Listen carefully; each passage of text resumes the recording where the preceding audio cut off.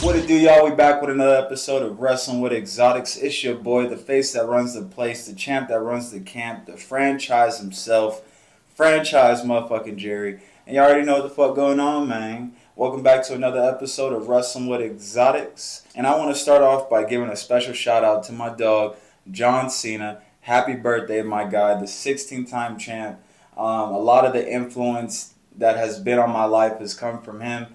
Hustle, loyalty, and respect. Now, I know you guys see this Hollywood John Cena. I don't really know him like that, and he ain't influenced me to do nothing. But wrestling John Cena, that's who I know. '07 John Cena, this John Cena, Judgment Day John Cena with the chain, with the lock chain, that's my dog. That's who I know. You know, the one that had this belt. That's all I know. I don't know nothing else. This other John Cena, I'm not gonna lie, he throwing me off a little bit in Hollywood. He he wearing the dresses and stuff. And I know people want to say this some like Illuminati shit or something, but at the same time, it's hard to call it because this is John. And the way John's set up, like you can't really embarrass this nigga. That's why he went out on the Grammys ass naked. And it was nothing to him. You know what I'm saying? Him playing around. But I'm gonna be real with you. I don't really like Hollywood John Cena. You know, he do too much random stuff. And I feel like Hollywood John Cena is almost discrediting wrestler John Cena because wrestler John Cena was so impeccable and so cool. I mean, hell, they called him Super Cena. You know what I mean? And then he go off to Hollywood. They got him doing some fruit pop shit where he got to wear dresses, or you know, he gotta do some extra shit. And I feel like that's devaluing his wrestling character. You know, like John Cena as a wrestler, this man was impeccable. You know, and this is the only wrestler ever to go platinum off a rap album. This nigga is tough. John Cena was that dude. Nobody else in the industry has been able to fight more than 5 people off at once. Like, I've watched John Cena take on the entire Nexus by himself, the entire Shield by himself. It's always 3 or more niggas, and it's always John Cena by himself. That's why I always sit here and say that the wrestling John Cena, that's the GOAT, nigga. That's the GOAT. Like, I would even say that's the nigga that raised me, kind of, you know? I have my mom. She a single mom. You know, so I don't have my dad around all the time. It's not that me and my dad don't have a good relationship. It's just we not in the same state. He in California, I'm in Las Vegas. So, you know, I don't have no other parental male guidance there for me. So I'll turn on Monday Night Raw, and there's my parental male guidance right there. John Cena. He taught me confidence. He taught me loyalty, hustle, and respect. You know, the whole 9. You know what the fuck going on. Come on now. So, yeah, shout out to John Cena. Love everything you've done wrestling-wise. Some of the movies is cool. I'm a DC fan, so shout out Peacemaker. But, John, let's avoid roles where you have to dress up as a female. I don't think John Cena understands what type of influence that he really has on the community. And I don't think John Cena realizes that he's not white. I know that sounds crazy, but I mean, look at it like this. I just told y'all, John Cena is the only wrestler to go platinum off a hip-hop album. Okay, John Cena got this popular off the black community. You know what I'm saying? He come out in the jerseys, he rapping and all that. Who do you think is buying them fucking rap songs and shit like that? Like, John Cena has a bigger role in the black community and in multiple communities than he realizes. I don't think he realizes that, you know? So what you do could be very detrimental to the next generation. For example, let Michael Jordan start coming out here wearing lingerie and painting his nails and shit. Think about everybody that's ever looked up to Michael Jordan. Think about the LeBrons. Think about D-Wade, Kobe, you name it. Imagine seeing your hero, somebody that you looked up to your entire life, come out of nowhere and start wearing dresses and doing all this shit for money that they never needed in the first place. Shit is kind of crazy. You know what I'm trying to say? So it's no disrespect to the gay community and all that, but it's looking at it on a bigger scale. Like, yo, I'm very influential.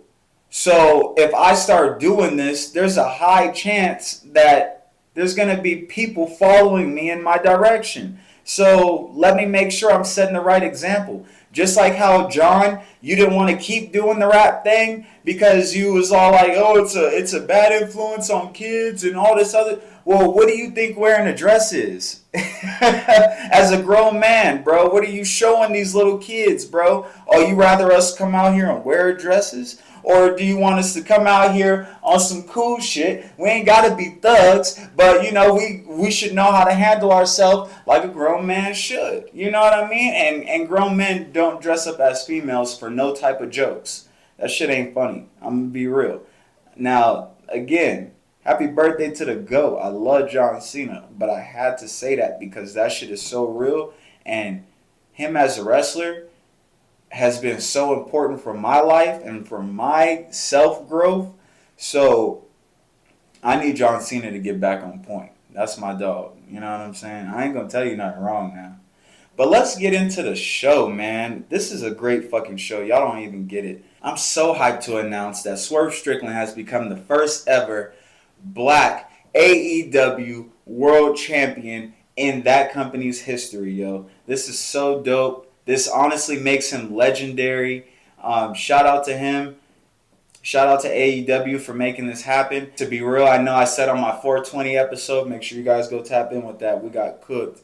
And it was probably because I was cooked. I'm thinking that they're going to stick to the same format that they usually have. They were going to give Samoa Joe a little bit more run and then give Swerve a rematch at All In or something like that. You know, build some more to Samoa Joe losing the belt. But they was like, nah, we getting this shit out the way right now.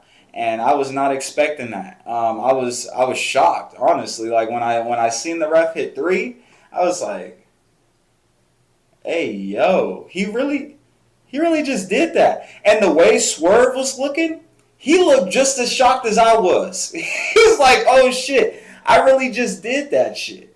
Yo, that was a really dope-ass moment for Swerve and AEW as a company. I don't think people understand the magnitude of this moment and how legendary this truly is. And you got to know that Swerve's legacy is going to live on forever now. Like, it's forever established. No matter what, when you mention that AEW championship, you got to mention his name.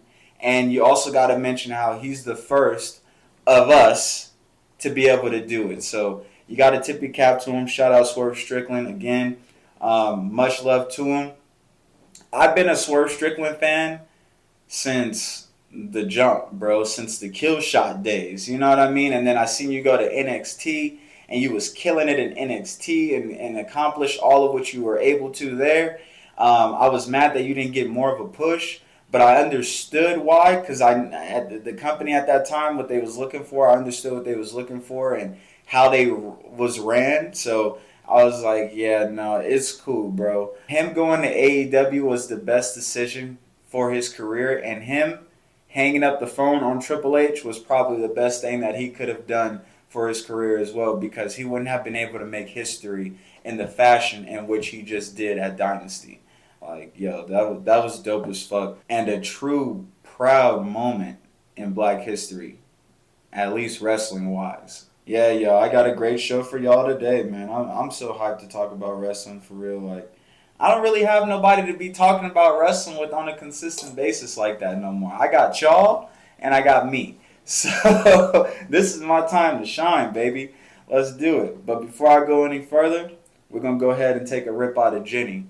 Now, some of y'all met Jenny the last episode, the 420 episode. This is my baby right here. You always got to get you a nice house bone, something that's a decent size and is going to last you and durable, you know, easy to clean. And at the same time, can kick a nigga in his head if you hit it the right way. You heard me. So let's get into it. I laced this motherfucker with a time bomb. For you guys that don't know what a time bomb is, a time bomb is where you take a joint, blunt, roach, whatever, and you put it in the bowl, and then you put some tree around it, and then you put some wax on top to keep it burning slow. You know what I'm saying? And I'm gonna show you guys how we kill time just like that. But in this case, I do have a roach in here, and as a note to y'all, when you put a roach in a time bomb, that shit smack like a pimp on his worst day. Okay, I promise you that. So for you guys that like getting cooked, there you go. Go ahead and put that feather in your cap. Let's get right to it. So yeah, you just pretty much, spark it like a regular blunt. You can go ahead and hit it a little bit so that way you get that shit activated. You know what I'm saying? But once it get rolling, oh, this shit rolling.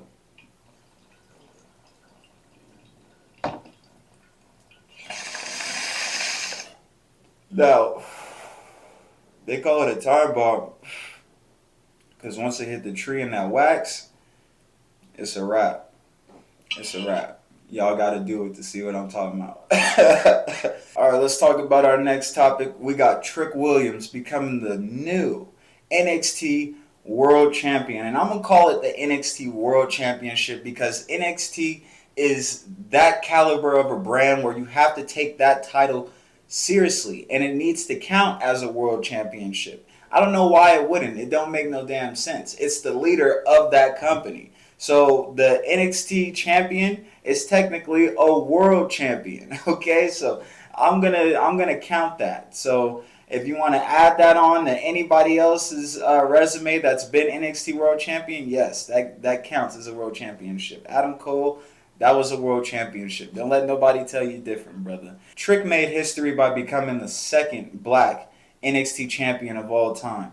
Now, again, this is a great feat, and then it also shows the progression in wrestling. It's not often that we're getting several people of color being in the world championship position.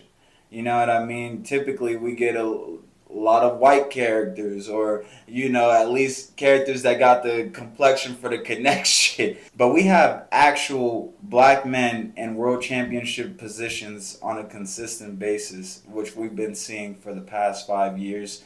And I think that's really dope for the industry. And like I said, it's showing the progression in wrestling. And it's also showing that us as a culture, we're developing. And on top of that, we're catching the audience's eye to where they want more of us or want more people like us to be in positions of world champion. And that's really dope. If Trick Williams were to lose this match, not only would he not be able to be champion, but he would have had to leave the NXT roster, which would have been whack. But at the same time, I think Trick Williams can hang in the main roster. As a champion, I'm not sure about that just yet. Like, I don't see him being like a United States champion or Intercontinental off the rip or something like that. Not even a tag champion, which I definitely don't want to see for him. I don't know if he can hold a championship on the main roster just yet, but I know he can hold this NXT championship right now. And I would like to see his character get developed a little bit more before that happens.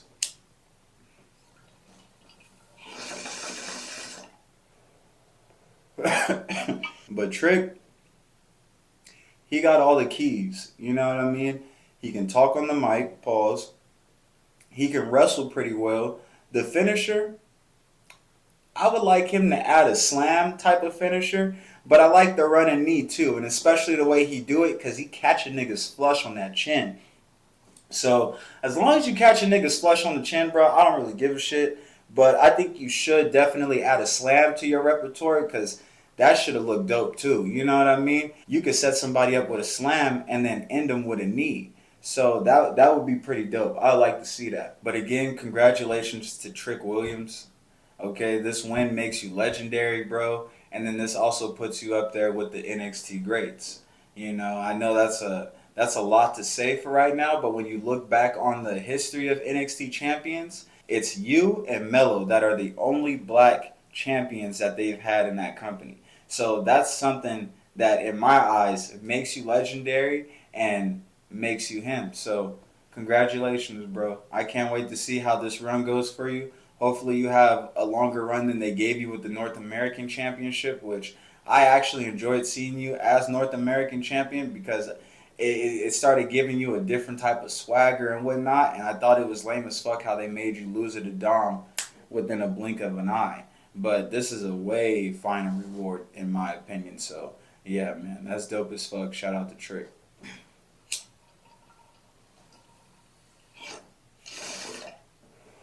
Ooh, it's time. Ooh. Oh shit. I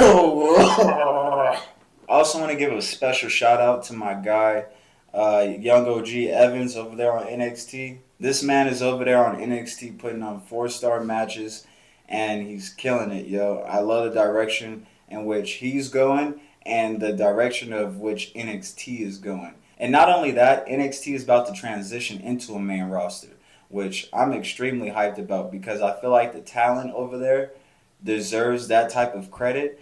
And on top of that, they usually have people that are well established in other companies go to NXT and raise the credibility of NXT anyway.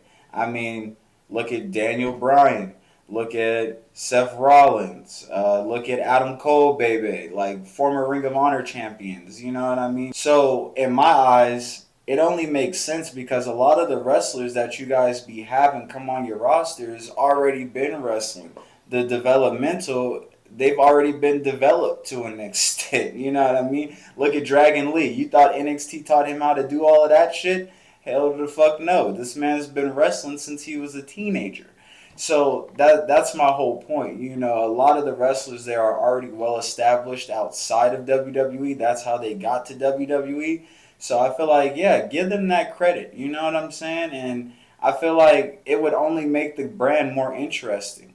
And that's also why I'm excited for this draft coming up. Because this draft is about to make everybody eligible to be moved. And that means NXT can get somebody from SmackDown or Raw and vice versa. So I can't wait to see what's up. I can't wait to see who gets drafted to NXT because that's going to put a staple in this new era. And you can't hate on it and you can't disagree with it because NXT is always evolving. Like I said on my 420 show. Man, when Daniel Bryan first came to the fucking company, The Miz was his pro. Some of y'all probably don't even know what that is because that's how old NXT was. NXT used to be a game show. NXT used to be called Tough Enough, where they used to have you do stupid ass shit and stuff like that. They used to have The Miz putting on dresses for this moment. NXT is always developed. And then after all that bullshit, that's when you start getting your Seth Rollins and your Samoa Joes and your Shinsuke Nakamura's and shit like that. NXT is always evolving, so this only makes sense, and I can't wait to see what's up, y'all. Usually when you start a tie bob, this shit just keep rolling, but because I've been talking, I'm gonna have to keep resparking it. Every time you respark it, it's like it gets stronger. Y'all ever put like a blunt or something out halfway? And you get cooked, yeah. But when you leave that bitch for like an hour or two and come back to it and refry it, yeah. If you know, you know. You know you be cooked in the motherfucker, and that's pretty much what's going on right now. Like it'll go out and then I'll refry it and I'm getting twice as more cooked. I still got a whole joint right here. I'm doing the most actually. But, you know, the great part of what I do is I've been smoking so long and I done smoked out of blunts, pipes, joints, time bombs, you name it, you know. And I always tell people the key to this shit is mental strength. You can't do this shit without mental strength. Smoking weed and trying to retain information and speak about it confidently is very hard to do. Some niggas don't even talk when they smoke. You know what I'm saying? They sit there and be on hush mode because this is quiet time.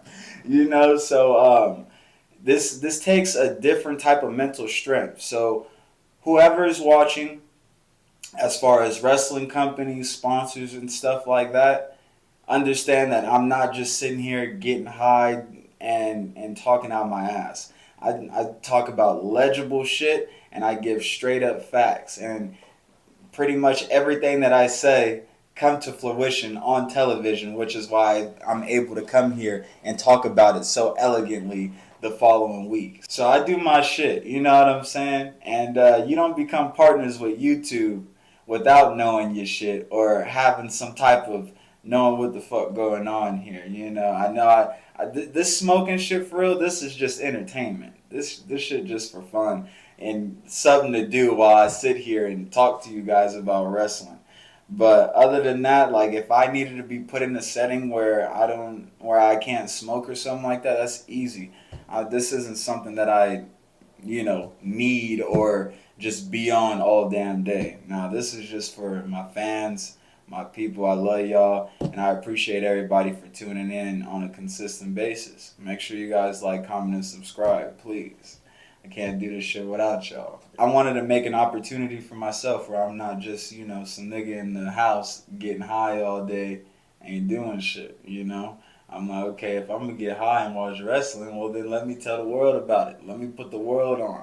And I be seeing a lot of bullshit going on in the wrestling world, so I gotta come on here and speak about it so that way we change this shit. Like look at what they just did with Solo. Y'all know I've been coming on here talking crazy about Solo and how this man has been 0-40 impressing people and going crazy, right? On top of that, he coming out acting like Umaga, and you guys know how Umaga's character worked out. He was never a world champion. He was just used as Miss McMahon's bully, and the most he would say is you know what I'm saying? And I come on here and I tell you guys how I don't want to see that happen to Solo. I want to see Solo get more than that. So yeah, like I said, I be seeing a lot of fluky shit, and I be speaking about it and giving legible facts on this shit. You know what I'm saying? Like I know about Umaga, I know about the whole bloodline history. You know what I'm saying? We them ones. I rock Roman, but I don't like the way he be cheating. I think he better than that. That's my only thing. You really could be the greatest of all time if you didn't use your family to cheat. But that's aside from what I'm getting from. So, yeah, y'all, I'm on point, but, this smoke shit just for entertainment. But speaking of NXT, we got NXT Battleground coming to Las Vegas, UFC Apex, June 9th. I can't wait for that. I'm going to be in the building. Make sure you guys pull up. If you guys want to see a live event, see NXT in person. Shawn Michaels has been doing a great job, and the cards just keep getting better and better. And on top of that, this is obviously going to be after the draft. So NXT going to have a whole new roster by then, and I'm pretty sure the show going to be even more turned. So let's get it, y'all. Hopefully I see y'all there. Tap in with me. We can do an interview on the spot. Y'all let me know what y'all think about the show and what the hell going on. I'm answering questions and all type of shit down there. So tap in with me if you see me. Speaking of losing streaks, though, I did mention Shinsuke Nakamura earlier. I don't know why the fuck they got my nigga losing so much. Putting people over and all this shit. They brought him back and revamped his character so that way he could be in position to be a world champion. And it was looking good. It was making sense. And the next thing you know, he just losing match after fucking match. Like, what the fuck going on? That don't make sense, bro. This man was a top competitor in Japan. Multi-time champion over there. Okay? He's not to be fucked with. It's honestly sickening. But at the same time, you can kind of look at it as a compliment. Because it's like, yeah, we got to have people go over you because you have the most credibility out of the entire roster. It's only going to look good if they beat you. Because if they beat you, then we can be like, all right, yeah, they beat a big name. Look at Cody Rhodes, for example. Look at Jey Uso.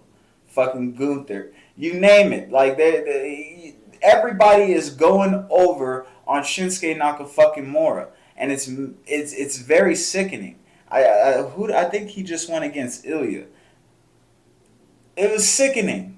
Seeing him lose on a consistent basis like this, like, it don't make sense. And it really is sickening. I ain't gonna lie to y'all. Up next, I gotta talk about the new World Women's Champion, Becky Lynch. Now, I ain't gonna lie, this is some fucking bullshit, okay? Becky was supposed to be taking some time off. Her and Seth Rollins, they were supposed to be on vacation. Rhea Ripley go down. They call Becky Lynch. For what? Why is she champ right now? She just got demolished by Mommy at fucking WrestleMania. And now out of the blue, she gets to win this fucking battle royal to become women's world champion. I already thought it was just whack as fuck that it was determined in a battle royal. That was weak, and I felt like that was also lazy. They should have put together a legible tournament and then, or even a gauntlet match, and it would have gave this a little bit more credibility. But I feel like they dropped the ball. Why the fuck would you call Becky Lynch when you got Nia Jax, Liv Morgan, and Shayna Baszler on your fucking roster? What type of sense does that make? And let me take it a step further. Why the fuck has Shayna Baszler not been champion since defeating Ronda Rousey, the baddest woman on the fucking planet, the best wrestler that you had on your roster at one point, the multi-time women's champion? It don't make sense. Shayna Baszler has not been able to sniff a world championship match up until this point in time. And the fact that she has not won the championship yet, it's like, what are you guys waiting for? What the fuck are y'all waiting for? You seen what she was able to do in NXT. She was the longest reigning women's champion. I think her record still stands. I think she had that shit for almost 400 or more than 400 days. Shayna Baszler ain't nothing to fuck with. So I don't know if it's like maybe her character's just too bland or what the fuck, but it don't make no sense because NXT was able to use her so well, so efficiently, and so dominantly. You know what I'm saying? Which is why she got the call up to the main roster in the first place. So I don't know where the ball is being dropped, but hopefully by the end of this year, Shayna Baszler will be a world champion. And if not her, then it need to be Nia Jax or Liv Morgan. Why are y'all playing? Why are y'all playing? Becky did not need this shit right now. Becky should have took her ass to the back of the fucking line. There's no way in hell y'all should have allowed her to win this shit. And the only reason why I can speak about this shit like this is because you know it's fucking scripted. That's the wrong script, nigga. That's why I be wishing some aspects of wrestling like this were just real, or they would just have impromptu matches more often, because then it would give more credibility when the match is won. You know what I'm saying? You can be like, okay, yeah, Becky really did win that match because nobody scripted it to be like that. She won it on an impromptu type of fashion. So I feel like that's just how you get more credit in wrestling, is just doing more improv matches and not having a set winner. Just go out there, do what you know, and take what you can withstand, you know? So I wish I could see more of that in wrestling, honestly. But I want to take a brief moment to give another shout out to a black world champion who just retained his championship against Nick Namath, who I recently just interviewed. Make sure you guys go check out that episode. Shout out to Nick Namath. He did his best. My critique still stands on him, though. Like, you know, that's my guy. But he needs to add some more moves to his moveset as well. The super kick and the zigzag, it's not enough. I even seen Nick Namath do a spear for the first time in my fucking life. I've never seen him do one of those before, but you could tell he was just looking for something else to do to Moose, because he didn't hit Moose with 7 zigzags and 4 super kicks. You know what I'm saying? Like, no disrespect to Nick. That's my dog again. But he got to add some more moves. He's got to get a crazy finisher, bro. Like, and at some point, you're going to have to learn that you're in New Japan, bro. They don't fuck around over there. And you're not going to beat a lot of niggas with that zigzag or that super kick. In New Japan wrestling, that's real wrestling. That's not scripted or any of that bullshit. They dead ass about everything they do over there. And if you don't win, you don't win. So, you know, that's why when you leave New Japan, you get a good contract going to one of these major companies like TNA, AEW, or WWE, and you get that instant credibility, and they start putting titles and shit on you. You know, so I mean, look at Okada, look at Shinsuke Nakamura. The list goes on and on and on. AJ Styles, you know, you get more credit when you go through Japan's development or you just go through what they got going on up there. So, yeah, you know, it ain't nothing to fuck around with. But yeah, with that being said, Nick, you gotta get a new move set, brother. You gotta get a new move set. But shout out to Moose for standing on business. He didn't just let Nick go up in there and do him any type of way, no matter how much momentum Nick had behind him. Pause. It wasn't gonna be enough to stop whatever Moose had going on. Moose had a lot of momentum himself going into this match as well. You know, it looks like the system ain't nobody stopping that group for a cool minute. They look like a strong faction. So, shout out to the system.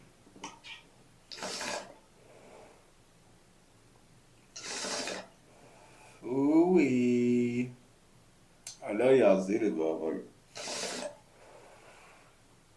I done clouded it up.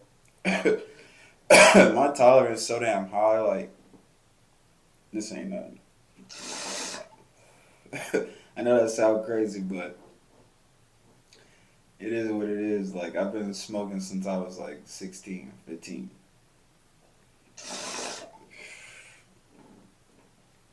Now, that don't mean I don't be getting cooked. Trust and believe, I get cooked. But I ain't never gonna be able to get out my mind. You know what I'm saying? Especially not off some weed. Come on now. What are we talking about? Now earlier y'all heard me speak on AJ Styles a little bit. AJ Styles has been the first opponent for a new world champion crowned at WrestleMania on several occasions. It's actually a reoccurring thing. And it's extremely fucked up, to be real. I don't feel like AJ Styles should be put in that situation.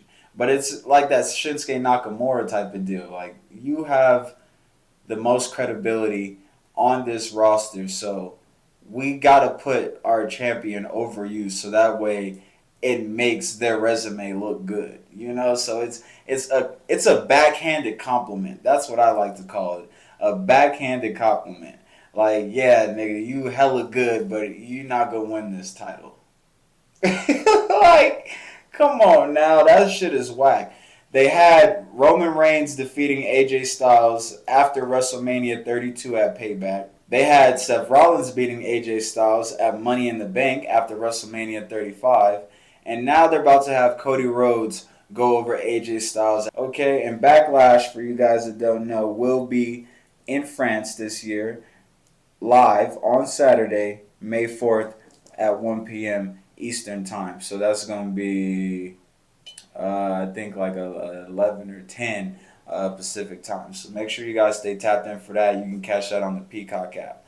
But aside from that, Cody Rhodes ain't losing to AJ Styles at no damn Backlash. Imagine that. The first time you actually get to really defend this belt and you lose it. Yo, what type of story would that be? All that build up, all that credit that they gave you would literally go down the drain. And the fucked up part about it is, in any other situation, or let's just say if they were in Japan, you know for sure AJ Styles would defeat Roman Reigns and Seth Rollins and Cody Rhodes in the same fucking night. Come on now. That's why they got AJ Styles in this situation. Because he's got the most credit out of anybody in WWE right now. He's been all over the fucking world and has held championships everywhere he's gone. And not only that, he's held world championships everywhere he's gone. So AJ Styles ain't nothing to fuck with. But that's why they got to give wins to Roman, Seth, and Cody to make their resumes look that much better. This is whack as fuck if you're AJ Styles. Like, you know, I get that you got to be a company man and put people over. But if I was AJ Styles, I'm not going for this shit.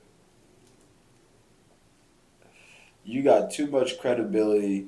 You got too crazy of a resume. You've done too much in this industry to be displayed like that.